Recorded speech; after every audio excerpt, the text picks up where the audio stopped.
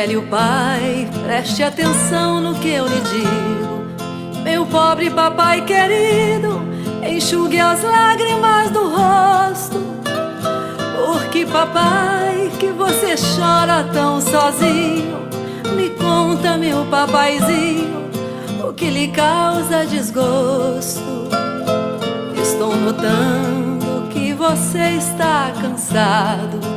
Meu pobre velho adorado, sua filha está falando. Quero saber qual é a tristeza que existe. Não quero ver você triste.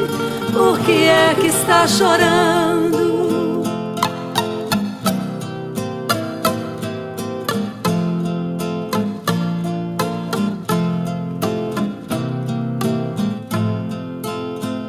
Quando lhe vejo tão tristonho desse jeito, sinto estremecer meu peito ao pulsar meu coração.